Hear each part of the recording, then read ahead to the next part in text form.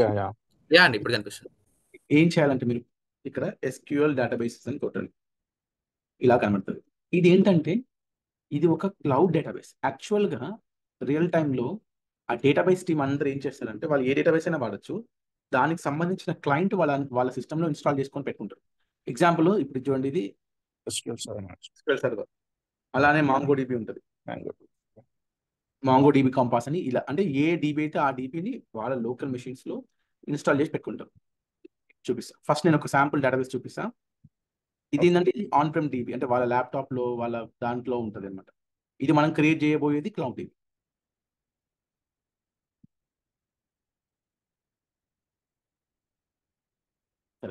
Local database server పేరు Adya, connect కొట్టండి.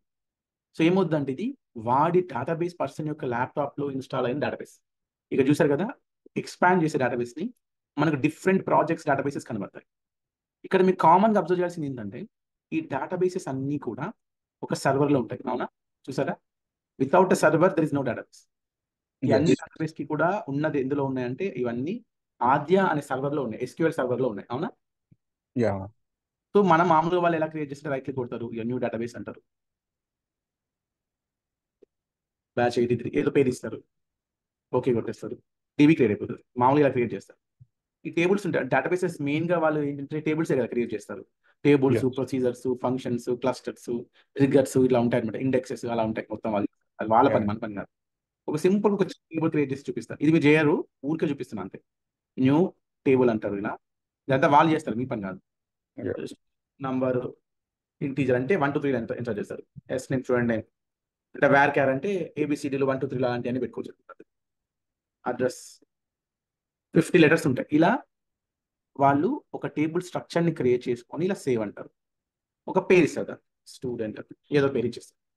ఇక చూసుకోండి, రీఫ్రెష్ చేస్తే అండర్ టేబుల్స్ మీకు ఒక స్టూడెంట్ టేబుల్ కనిపించింది. ఇది టేబుల్ స్ట్రక్చర్ ఎలా ఉందంటే కాలమ్స్ తో కనిపిస్తుంది. ఈ 3 కాలమ్స్ ఉన్నాయి దాంట్లో.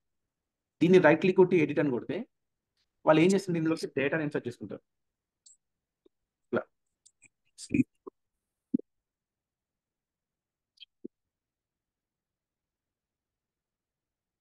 ఇలా మొత్తం డేటా ఇన్సర్ట్ చేసుకుంటారు. సో ఈ విధంగా వాళ్ళు డేటాబేస్ టేబుల్స్ అన్ని క్రియేట్ చేసుకుంటారు.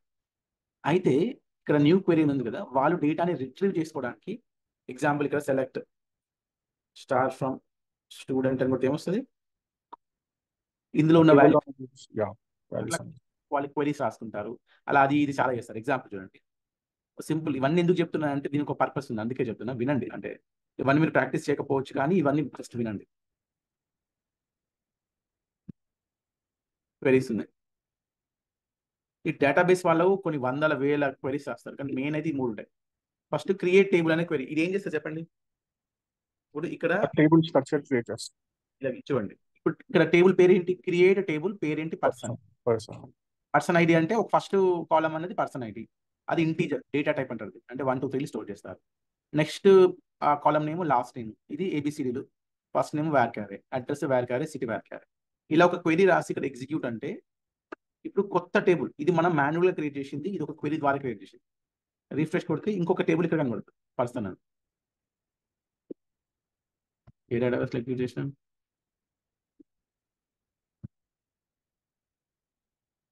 రాలేదు.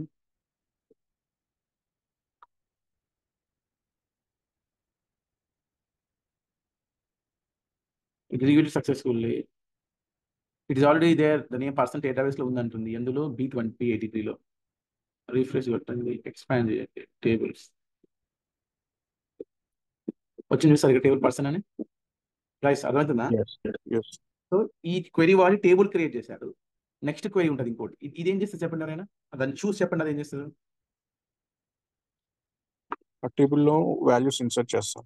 చూడండి, ఇన్సర్ట్ ఇంటూ, ఇది టేబుల్ పేరు పర్సన్, దీంట్లోకి పర్సన్ ఐడి అంటే 2, last name Tendulkar, first name Sachin, address ఏదో రాశారు. దీన్ని ఇది ఎగ్జిక్యూట్ చేస్తే ఏమవుతుందంటే ఈ వాల్యూస్ అందులో ఎంటర్ అవుతాయి అన్నమాట.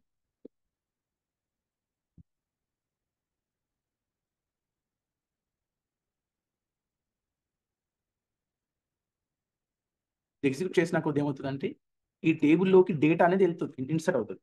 అలా ఇన్సర్ట్ అయిన డేటాని చూడడానికి ఈ క్వరీ వాడతారు. సెలెక్ట్ స్టార్ ఫ్రమ్ పర్సన్ అంటే మనకు మనం ఎంటర్ చేసిన డేటా అనేది కనబడుతుంది. ఓకేనా? సో ఈ 3 క్వెరీలు మీరు తెలుసుకోండి. ఎందుకు తెలుసుకోవాలో నేను చెప్తాను 2 నిమిషాల్లో. సో ఇప్పుడు మనం ఏం చేసామంటే ఒక టిపికల్ డేటాబేస్ పర్సన్ వాడు రియల్ టైమ్‌లో చేసే వర్క్ చేసాం. అయితే ఈ క్వెరీ ఉంది కదా! 2 లైన్లు, 3 లైన్లు. వాళ్ళు ఎలాంటి క్వెరీస్ రాస్తారంటే ఒక్కొక్క క్వెరీ 10,000 లైన్లు, 20,000 లైన్లు కూడా ఉంటుంది. అంత కాంప్లెక్స్ క్వెరీస్ కూడా వాళ్ళు రాస్తారు. సో మనం ఏం రాయం. మనం ఈ టేబుల్స్ ఇవేం క్రియేట్ చేయము. కానీ మీరు అందరూ ఏం చేయాలంటే ఈ 3 మినిమమ్ ఈ 3 క్వెరీస్ మీరు డేటాబేస్ క్రియేట్ చేసిన తర్వాత ఎగ్జిక్యూట్ చేయాలి కంపల్సరీ. సో ఇది నేను ఇస్తున్నా ఇక్కడ. సరే. యాక్చువల్లీ ఇక్కడ ఏం చేసామంటే ఇది మొత్తం కూడా లోకల్‌లో జరిగింది. అంటే ఎక్కడుంది ఈ డేటాబేస్ నాకు? ల్యాప్టాప్లో. ల్యాప్‌టాప్‌లో. ఆ పర్సన్ యొక్క ల్యాప్‌టాప్‌లో ఉంది. కానీ మన ప్రాజెక్ట్ యొక్క థర్డ్ కాంపోనెంట్‌ని డిప్లాయ్ చేయాలంటే మనకు డేటాబేస్ ఎక్కడ ఉండాలి? మన క్లౌడ్‌లో ఉండాలి. అంటే ఇక్కడ. ఇక్కడ మనం ఒక డేటాబేస్ మన క్లౌడ్ క్రియేట్ చేయాలి. ఎలా చేస్తాము? సింపుల్ క్రియేట్ అని కొట్టాలి. ఇక్కడ ప్రాజెక్ట్ రిసోర్స్ గ్రూప్ అని చెప్పండి ఎవరైనా.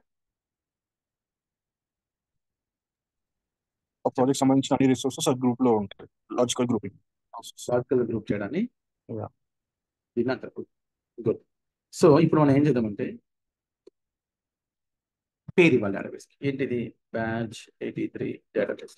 మీకు తెలుసా ఒక డేటాబేస్ ఉండాలంటే అక్కడ ఒక సర్వర్ ఉండాలి. అంతేనా కదా? Yes. సర్వర్ లేని డేటాబేస్ ఉండదు. డేటాబేసెస్ అన్ని కూడా విత్ ఇన్ సర్వర్ ఉంటాయి. సో రియల్ టైంలో ఏమవుతుందో తెలుసా? నువ్వు ఎక్స్పాండ్ చేస్తే నీకు ఆల్రెడీ చాలా సర్వర్స్ ఉంటాయి. నీకు వచ్చిన మెయిల్లో ఏ డేటాబేస్ ఏ సర్వర్లో క్రియేట్ చేయాలో మనకు రాసి ఉంటుంది అనమాట. సో కానీ ఇక్కడ ఏమైనా ఉందా? ఇక్కడ ఏమైనా ఉందా నీ క్లౌడ్లో సర్వర్? లేదు. అప్పుడు ఏం చేయాలంటే క్రియేట్ న్యూ అని కొట్టాలి. ఇక్కడ సర్వర్ పేరు రాయాలి. మనం సర్వర్ క్రియేట్ చేస్తున్నాం. Batch 83 server any area. ఇందులో అథెంటికేషన్ మెథడ్స్ ఉంటాయి. ఇప్పుడు ఇక్కడ కూడా చూడండి. దీన్ని డిస్కనెక్ట్ చేసి కనెక్ట్ కొడితే ఒకటి విండోస్ అథెంటికేషన్ ఉంది, ఇంకోటి ఎస్క్యూఎల్ అథెంటికేషన్ ఉంది, ఇంకొకటి అజూర్ ఏడీ అథెంటికేషన్ ఉంది.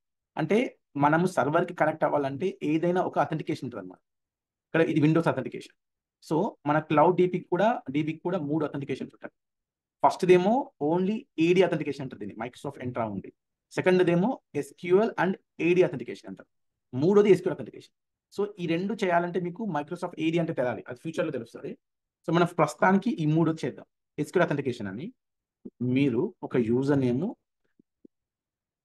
మళ్ళీ పాస్వర్డ్ ఇవ్వాలి.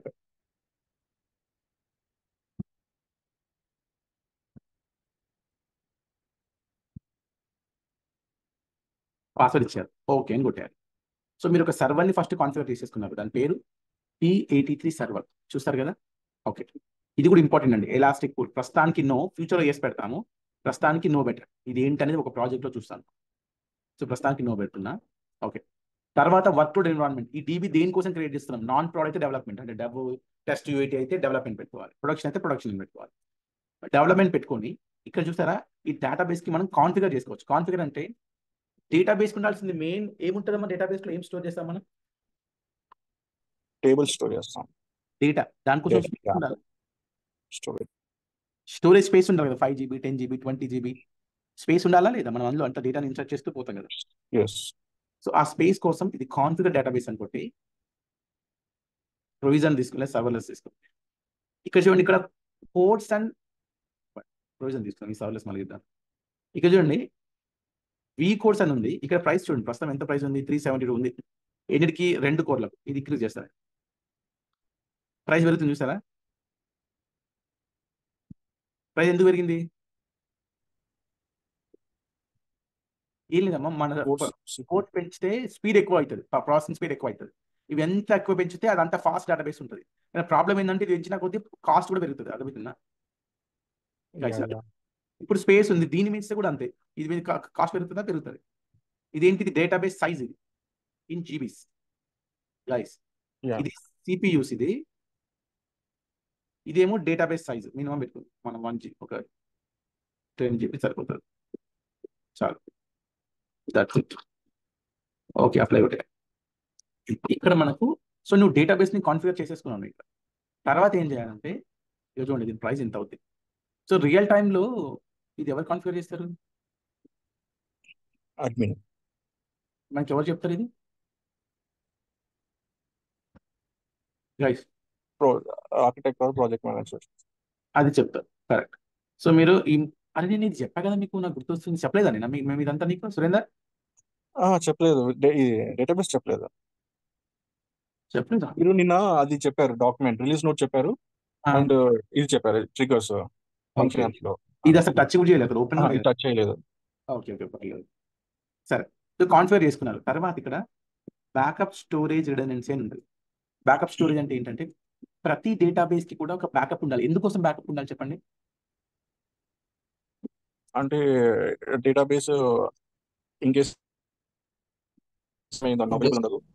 క్రాష్ అయిపోతే, ఫర్ ఎగ్జాంపుల్ ఒక డేటా సెంటర్ ఉంది, హైదరాబాద్ డేటా సెంటర్ ఉంది, అక్కడ సడన్ గా, లేదంటే వైజాగ్ డేటా సెంటర్ ఉంది, అక్కడ సడన్ గా తుఫాన్ వచ్చేసింది మా పెద్ద సముద్రం పక్కన, ఆ డేటా సెంటర్ మొత్తంలోకి వాటర్ వచ్చేసాయి, అప్పుడు ఏమవుతుంది? Data crash. మొత్తం డేటా అంటే సర్వర్స్ డేటా సెంటర్ మొత్తం డౌన్ అయిపోతుంది. అంతే కదా. డేటా సెంటర్ అంటే అదొక ప్లేస్ కదా. అంటే ఇప్పుడు చూడండి, సర్వర్స్. ఇది out side place, in side ఇవన్నీ సర్వర్లే కదా ఉండేది. డిఫరెంట్ ర్యాక్స్ ఉంటాయి. వీటికి ఒక పవర్ సోర్స్ ఉంటుందా, మోర్ దెన్ 1 పవర్ సోర్సెస్ ఉంటాయా? కరెంట్, దాంట్లో వచ్చే కరెంట్ ఒకటి ఉంటుందా, మోర్ దెన్ 1 ఉంటుందా? డిఫరెంట్ గా ఉంటాయి. మోర్ దెన్ 1 పవర్ సోర్స్ అని. ఇక్కడ ఏదైనా డేటా సెంటర్ వర్క్ చేయాలంటే 2 ఉండాలి, పవర్, ఇంటర్నెట్. అవునా? కరెంట్ ఉండాలి, ఇంటర్నెట్ ఉండాలి, అంతేనా కదా? అవి మల్టిపుల్ రిసోర్సెస్ ఉంటాయి. ఎందుకు? ఇప్పుడు నేను బిఎస్ఎన్ఎల్ నెట్ వాడుతున్నా, సడన్ గా అది పోతే పరిస్థితి ఏంటి? నాకు నెట్ రాదు. కానీ డేటా సెంటర్ కి నెట్ రాకపోతే ఏమవుతుంది? అందులో ఉన్న అప్లికేషన్స్ అన్ని offline. So multiple network sources అంటే ఇంటర్నెట్ అంటే నెట్వర్క్ సోర్స్ అనమాట. అలానే మల్టిపుల్ పవర్ సోర్సెస్ ఉంటాయి. అంటే ఒకటేమో గవర్నమెంట్ లైన్ ఉంటుంది, ఇంకోటేమో జనరేటర్ లైన్ ఉంటుంది. అర్థమవుతుందా? సంథింగ్ ఏమైనా అయితే అట్లా పాయింట్ అర్థమైందా? సో మనకు మల్టిపుల్ ఉండాలి ఖచ్చితంగా ఒక డేటా సెంటర్. సరే, ఇక్కడ లోకల్ రిడెండెంట్ కాపీ అంటే ఏంటంటే మీరు ఇంతకుముందు చూసిన డేటా సెంటర్లో సేమ్ డేటా సెంటర్లో సెకండ్ కాపీ ఉంటుంది. సెకండ్ కాపీ అంటే ఏంటి? First copy the primary copy. ఇది తీసుకోండి ఇమేజ్. ఇందులో ఎగ్జాంపుల్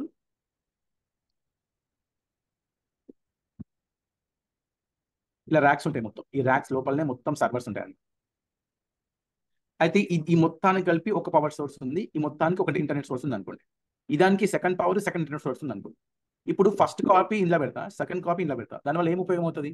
ఒకవేళ ఈ ఇంటర్నెట్ పవర్ పోయినా ఇక్కడ నుంచి కాపీ వస్తుంది దానికి, అంటే డేటా రిట్రీవ్ అవుతుంది. అవునా? Same data centre but different track. కానీ పొరపాటున డేటా సెంటర్ డౌన్ అయిపోతే, అంటే బయట నుంచి వర్షాలు వచ్చినాయి, వరదలు వచ్చినాయి, లేదా ఎత్తు పైకి వచ్చింది, నేషనల్ కలామిటీ వచ్చింది, అలా అప్పుడు ఏమవుతుంది? ఇది పని చేయదు, ఇది పని చేయదు. సో ఆ కేసు అంటే మనం లోకల్ అనేది ఎప్పుడు సెలెక్ట్ చేసుకోవాలంటే, ఎప్పుడైతే మనము డెవ్ టెస్ట్ యూఐటీ వాడుతున్నామో అప్పుడే సెలెక్ట్ చేసుకోవాలి. ప్రొడక్షన్కి ఇది ఎప్పుడు వాడకూడదు. పాయింట్ అర్థమైందా?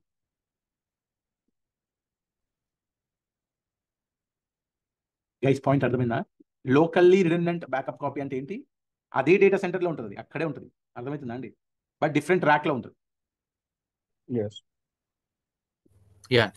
జోన్ అంటే ఏంటంటే with in the same zone. Example Asia అనుకోండి, ఇండియాలో ప్రైమరీ ఉంటే ఫిలిప్పీన్స్లో సెకండరీ ఉంటుంది.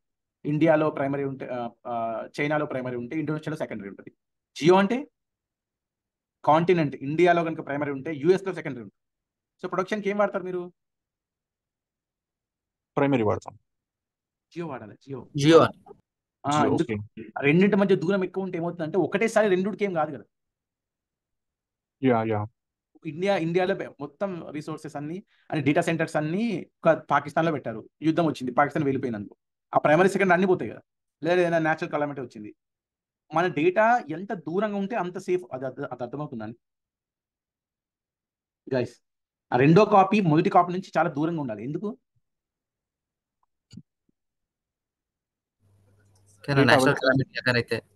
ఏమన్నా ప్రాబ్లం అయినా రెండు చోట్ల సేమ్ ప్రాబ్లం అవ్వదు. సో ఇప్పుడు నేను ఏం చేస్తాను, క్రియేట్ అని కొట్టాను. నా డేటాబేస్ క్రియేట్ అయిపోయింది. అంటే ఇక్కడ రెండు క్రియేట్ అవుతున్నాయి. ఏమేమి క్రియేట్ అవుతున్నాయి? సర్వర్ ఇంకా డేటాబేస్.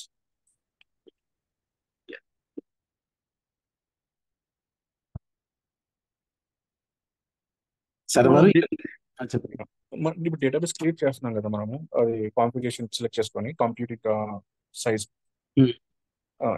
ఇన్ కేస్ మన ఫ్యూచర్ లో దాని సైజ్ ఇంక్రీజ్ చేసుకోవాలనుకుంటే ఇంకా చేసుకోవచ్చు. SQL ఎలాస్టిక్ పూల్ అని ఉంది చూసారు అక్కడ? దాని ద్వారా ఇంకో రెండు రకాలుగా దాన్ని పెంచుకోవచ్చు.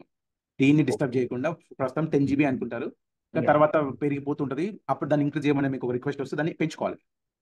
అది ఎలా చెప్తాను నేను, అది వస్తుంది next class.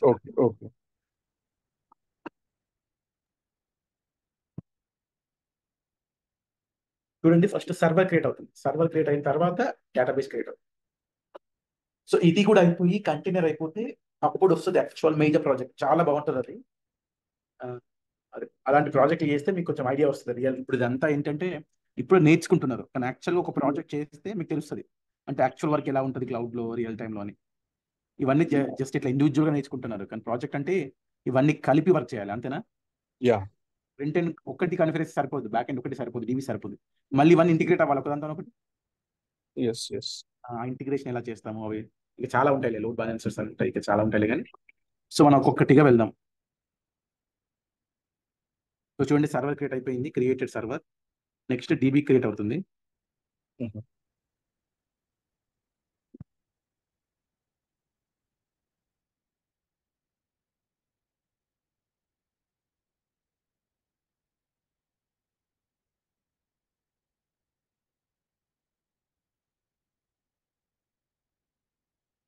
Done.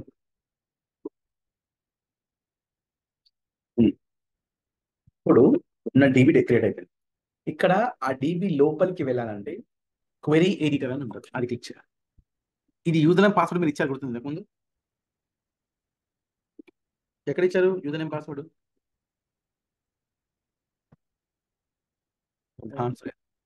Server create అప్పుడు చేయప్పుడు SQL అథెంటికేషన్ ఒక యూజర్ నేమ్ పాస్వర్డ్ ఇచ్చారు, గుర్తుందా? యా SQL అథెంటికేషన్ మెథడ్ అని సెలెక్ట్ చేసి ఇచ్చాం. ఇప్పుడు అది ఇక్కడ ఇవ్వాలి. అయితే ఫస్ట్ టైం ఇచ్చినప్పుడు ఎర్రర్ వస్తుంది. ఎందుకు ఎర్రర్ వస్తుంది అంటే ఈ సర్వర్ ఉందా, an instant specific error occurred while establishing a connection to the SQL server. నేను డేటాబేస్ ని లాగిన్ అవ్వాలన్నా అది సర్వర్లో ఉంటుంది, సో సర్వర్ కనెక్ట్ అవ్వాలి. కానీ సర్వర్ నన్ను లోపలికి రానిస్తలేదు, నన్ను లోపలికి వెళ్ళనిస్తలేదు. ఎందుకు వెళ్ళనియట్లేదు అంటే ఇది నా డేటాబేస్ కదా, అక్కడ పబ్లిక్ యాక్సెస్ డినైడ్ ఉంది. ఈ ఓవర్ వ్యూ కొట్టండి, ఈ స్క్రీన్ కనిపిస్తుంది. ఇది మీ సర్వర్ నేమ్, ఈ సర్వర్ నేమ్ కొట్టండి. ఇక్కడ నెట్వర్కింగ్ కొట్టాలి, ఇక్కడ సెలెక్టెడ్ నెట్వర్క్ అని కొట్టాలి.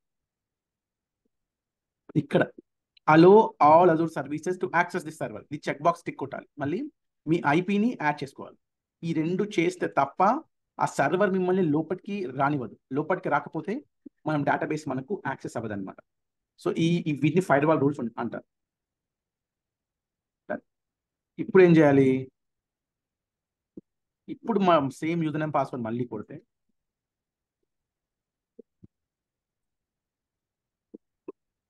ఎక్స్పాండ్ చేయండి. ఇప్పుడు మన లోపలికి వచ్చారా మీరు గైస్? వచ్చారా? Yes. యా యా సరే, ఇప్పుడు ఇక్కడ టేబుల్స్ క్రియేట్ చేయాలనుకో, మీకు క్వెరీ ఇచ్చా, గుర్తుందా?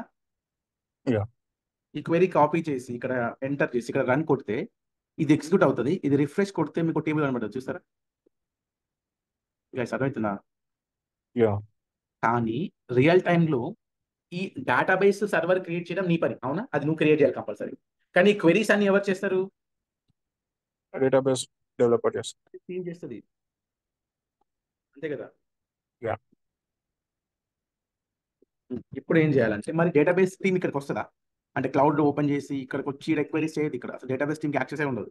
మరి వాడు ఎలా డేటా ఇన్సర్ట్ చేయాలి, అంటే వాడు ఎలా టేబుల్స్ క్రియేట్ చేయాలి? ఎలా చేయాలంటే మనము ఈ డేటాబేస్ సర్వర్ క్రియేట్ చేసిన తర్వాత ఇక్కడ కనెక్షన్ స్ట్రింగ్ అని ఉంటుంది, ఇక్కడ కనిపిస్తుందా?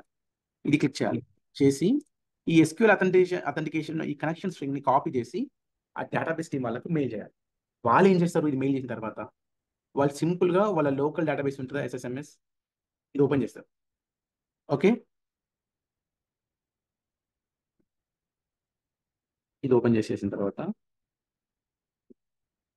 ఇక్కడ సర్వర్ దగ్గర వాళ్ళు ఏం చేస్తారంటే నువ్వు ఇచ్చిన స్ట్రింగ్ లో ఈ ఫస్ట్ స్ట్రింగ్ సర్వర్, ఇది కాపీ చేస్తారు, ఇక్కడ పేస్ట్ చేస్తారు. SQL సర్వర్ అథెంటికేషన్ నీకు యూజర్ నేమ్ పాస్వర్డ్ ఉందా నువ్వు? యా అది ఇక్కడ ఇస్తారు, ఎంటర్ కొట్టు. ఇప్పుడు ఏమవుతుంది అన్నట్టు వాళ్ళు ఏం చేస్తున్నారు? వాళ్ళు వాళ్ళ లోకల్ క్లయింట్ నుంచి సర్వర్ డేటాబేస్ యాక్సెస్ చేస్తున్నారు, చూస్తారా? ఇది B83 సర్వర్ అంటే అది క్లౌడ్ టీవీ, అర్థమైందా? యా ఎస్ డేటాబేస్ ఎక్స్పాండ్ చేస్తే వాళ్ళకి ఇది ఎవరు క్రియేట్ చేస్తారు? ఈ డేటాబేస్ మనం చేసాం. మనం క్రియేట్ చేస్తాం. యా దాంట్లో ఆల్రెడీ ఒక టేబుల్ క్రియేట్ చేసాం, గుర్తుందా? పర్సన్ అని.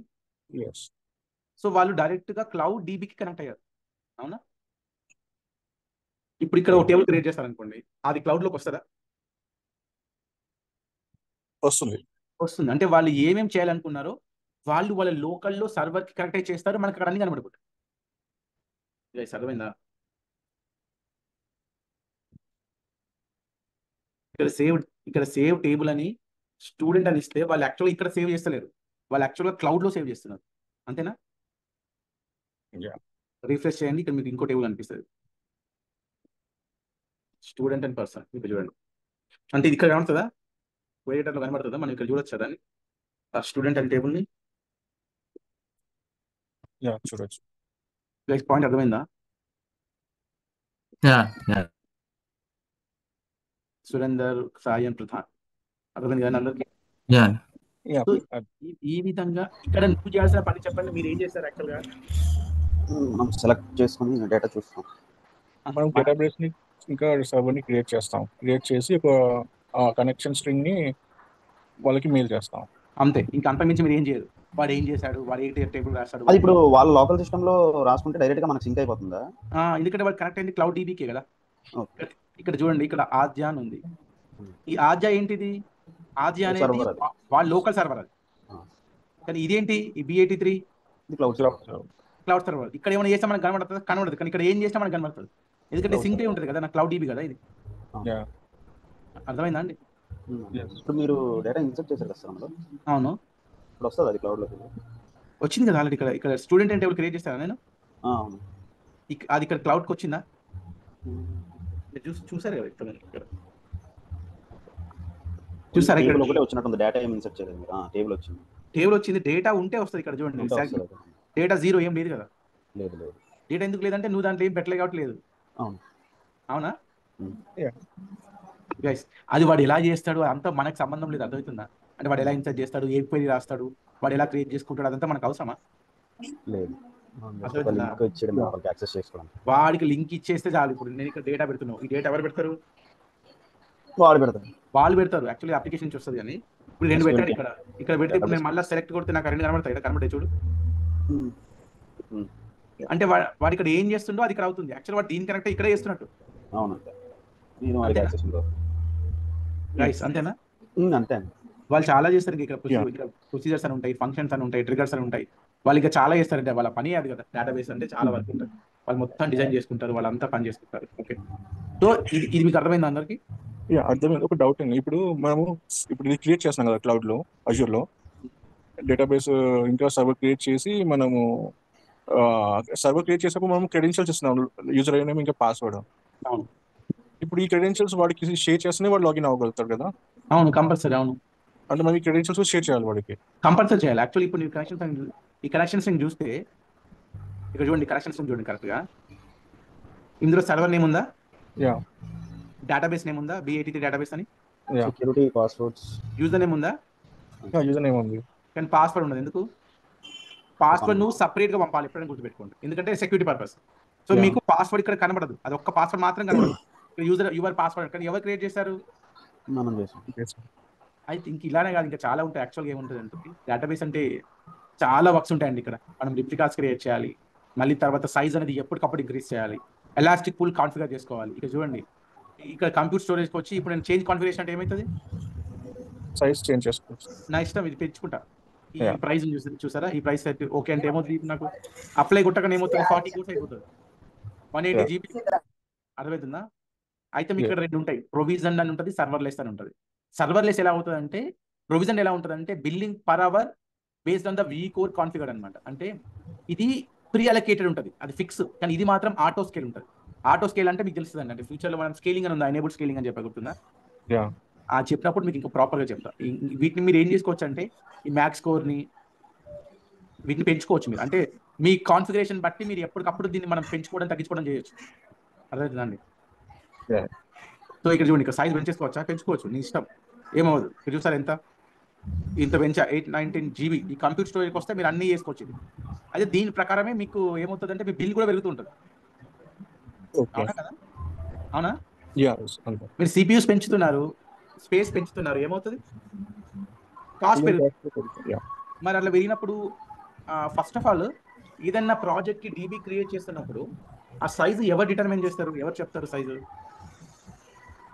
అంటే ఇంత ఉండాలి, ఇన్ని కోర్స్ ఉండాలి, ఇంత స్పేస్ ఉండాలి అని ఎవరు చెప్తారు? ఆర్కిటెక్ట్ చెప్తారు. మనకు తెలియదు, మన ఇష్టం ఉన్నది క్రియేట్ చేయొద్దు. ఎందుకంటే క్రియేట్ చేస్తున్నారు అంటే బిల్ ఇన్వాయిస్ జనరేట్ అయిపోతుంది. అవునా? ఆ బిల్ ఎవరు కడతారు? క్లయింట్ కడుతుంది, కంపెనీ కడుతుంది. కంపెనీ ఏం చేస్తుంది అంటే ఆ ఇన్వాయిస్ క్లయింట్కి పంపిస్తుంది. అంటే కంపెనీ కడుతుంది కానీ ఆ డబ్బులు క్లయింట్ ఇస్తారు వాళ్ళు. క్లయింట్. ఓకే. ఇన్వాయిస్ జనరేట్ చేసి క్లయింట్కి ఇచ్చేస్తే, అంటే నువ్వు యాజ్ అ క్లౌడ్ అడ్మిన్ గా ఏ రిసోర్స్ క్రియేట్ చేస్తున్నా దానికి ఒక పర్టికులర్ కాస్ట్ ఉంటుంది, అంతేనా? ఎస్. నువ్వు ఆ కాస్ట్ ఎక్కువ క్రియేట్ చేయొద్దు, తక్కువ క్రియేట్ చేయదు. తక్కువ అయితే పర్ఫార్మెన్స్ ఇష్యూ వస్తుంది, మంచిగా పని చేయదు. ఎక్కువ అయితే బిల్ ఎక్కువ వస్తుంది. సో దీన్ని మానిటర్ చేస్తారు, వాళ్ళని ఇష్టం క్రియేట్ చేస్తే వాళ్ళు ఒప్పుకోలే. కానీ జనరల్గా నీకు ఏం చెప్తున్నా అంటే, మీరు ఎప్పుడైనా ఓన్ డిసిషన్ తీసుకోవద్దు. మీకు వచ్చిన మెయిల్ని కంప్లీట్గా చదివి ఆ మెయిల్లో ఏముందో చూసి అది మాత్రమే చేయాలి. అర్థమైనా? ఓకే. క్లియరా? మళ్ళీ గుర్తుపెట్టుకోండి, ఇప్పుడు మీకు ఈ డేటాబేస్ ని డిలీట్ చేయమని చెప్పారు. ఎలా డిలీట్ చేస్తారు? డేటాబేస్ అనేది ఆ డేటాబేసెస్ లోకి వెళ్ళి ఆ రిసోర్సెస్ సెలెక్ట్ చేసుకొని డిలీట్ చేస్తాం. ఇక్కడ డిలీట్ అని కొడతావు కదా, యా. కానీ సర్వర్ అలానే ఉండిపోతుంది కదా. మీరు గుర్తుపెట్టుకుని ఎప్పుడైనా సరే రిసోర్స్ ని ఇండివిజువల్ గా డిలీట్ చేయకండి. మీరు ఒక రిసోర్స్ గ్రూప్ క్రియేట్ చేస్తారా మీ ప్రాజెక్ట్ కోసం? ఎస్.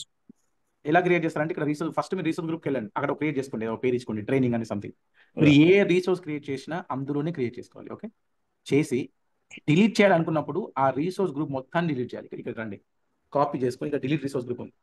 ఇందులో ఏమేమి ఉన్నాయి? ఇందులో సర్వర్ ఉంది, డిబి ఉంది, అవునా? ఇక్కడ డిలీట్ కొట్టి నువ్వు రిసోర్స్ గ్రూప్ డిలీట్ చేస్తున్నట్టు ఏం డిలీట్ చేస్తున్నట్టు? మొత్తం ప్రాజెక్ట్ ని డిలీట్ చేస్తావు. ఇంకా అర్థమవుతుందా? ఎందుకంటే ఫ్యూచర్ లో మనం సర్వర్లు క్రియేట్ చేస్తే, ఒక్క సర్వర్ క్రియేట్ చేసినప్పుడు ఒక 7-8 డిఫరెంట్ నెట్వర్క్స్ అవన్నీ క్రియేట్ అయిపోతాయి. అప్పుడు నువ్వు అవి క్రియేట్ అయినట్టు కూడా నీకు తెలియదు. నువ్వు ఒక్క సర్వర్ని డిలీట్ చేస్తే ఆ మిగతా వాటన్నిటికీ నీకు బిల్ వస్తూనే ఉంటుంది. సో అందుకే ఎప్పుడైనా కానీ రిసోర్స్ గ్రూప్ లో అన్ని క్రియేట్ చేసి ఆ అసైన్మెంట్ అయిపోయినాక రిసోర్స్ గ్రూప్ ని డిలీట్ చేయాలి. ఓకేనా? మీకు కాస్ట్ మేనేజ్మెంట్ చెప్పా కదా నేను. అంటే మనం ఒక సింగిల్ రిసోర్స్ ని డిలీట్ చేయాలనుకుంటే చేయొద్దా రియల్ టైంలో? రియల్ టైంలో మీరు రిసోర్స్ గ్రూప్ డిలీట్ చేసి ఆగమైపోతారు, ప్రాజెక్ట్ అవుతుంది. నేను ఏంటంటే ఇప్పుడు చెప్తున్నా మీకు, ఇప్పుడు ప్రాక్టీస్ చేసేటప్పుడు చెప్తున్నా. అసలు రియల్ టైంలో మీరు డిలీట్ అన్నదే చేయరు. డిలీట్ చేయాలంటే మీ ఆర్కిటెక్ట్ వాడు చేస్తాడు, అంటే లేదా నువ్వు నీ సీనియర్ పర్సన్ ఒక 7 వాళ్ళు చేస్తారు, నువ్వు డిలీట్ చేయొద్దు, డిలీట్ చేయమంటే. ఓకేనా? ఓకే. ఒక డీబీ డిలీట్ చేస్తున్నాం అంటే ఒక ప్రాజెక్ట్ యొక్క అప్లికేషన్ యొక్క మొత్తం అంత డిలీట్ చేస్తున్నట్టు. అసలు ఎప్పుడు అట్లా డిలీట్ చేయం మనం రియల్ టైంలో. ఇప్పుడు ఎందుకు మీకు ఇది చెప్తున్నా అంటే, ఇప్పుడు కాస్ట్ మేనేజ్మెంట్ అని ఉంటుంది, మీకు చూపించాను ఇంతకుముందు. కాస్ట్ మేనేజ్మెంట్ అంటే ఇప్పుడు నువ్వు క్రియేట్ చేసిన ప్రతి సర్వీస్ కు ఒక అమౌంట్ ఉంటుందా? ప్రతిది ఏది ఫ్రీ కాదు, ప్రతిది కదా. ఇక్కడ కాస్ట్ అనాలిసిస్ అని ఉంటుంది. మనకి ఎప్పటి వరకు ఫ్రీ? ఇది $200 ఫ్రీ మైక్రోసాఫ్ట్ ఇచ్చేది, అవునా? ఇక్కడ అక్యుములేటెడ్ కాస్ట్ అని కొట్టండి. అది మనకు ఈ మంత్ లో మనకి ఎంత బిల్ వస్తుందో చూపిస్తుంది. ఇప్పుడు ఈ మంత్ లో నాకు $271 బిల్ వస్తుంది. ఎండ్ వరకు, ఈ మంత్ ఎండ్ అయ్యే లోపు. ఇప్పటిదాకా $43.47 అయింది. అర్థమవుతుందా? ఇది మీరు చూసుకుంటుండాలి ఎప్పటికప్పుడు. ఇది 200 దాటితే ఆ ఎక్స్ట్రా అమౌంట్ నీ జేబుకి కట్టాలి. సో ఇది కాస్ట్ మేనేజ్ చాలా ఇంపార్టెంట్. ఏదైనా ఒక అసైన్మెంట్ కోసం ఏదైనా క్రియేట్ చేస్తే ఆ అసైన్మెంట్ అయిపోగానే దాన్ని డిలీట్ చేయాలి. దాన్ని అలానే అక్కడ పెట్టుకుని ఉండొద్దు. ఇక్కడ అజూర్ లో ప్రతి మినిట్ కి బిల్ అవుతుంటది, అవునా? అది మర్చిపోవద్దు గైస్. క్లియరా? ఇక్కడ ఇన్వాయిసెస్ అని ఉంటాయి. ఈ ఇన్వాయిస్ యాక్చువల్గా క్లయింట్ కంపెనీ ఇట్లా ఇన్వాయిస్ తీసుకుంటుంది, డౌన్లోడ్ ఇక్కడ చూడు, పేడ్ అయింది 4th దాంట్లో. ఈ రోజే పేడ్ అయింది, ఐ థింక్ $195. ఈ ఇన్వాయిస్ కొట్టి ఇది పంపిస్తాం మన క్లయింట్కి పంపిస్తారు.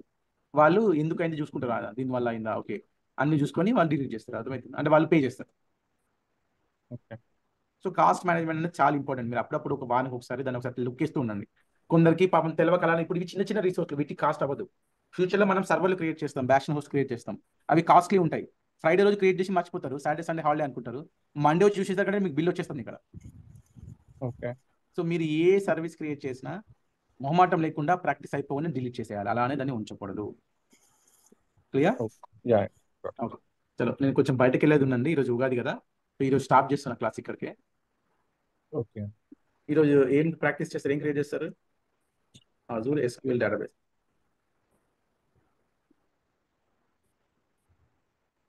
First create an SQL database and server చేస్తారు కదా. తర్వాత ఏం చేయాలి? Execute all the given queries in the database. AWP ల్యాబ్లకు స్వాగతం.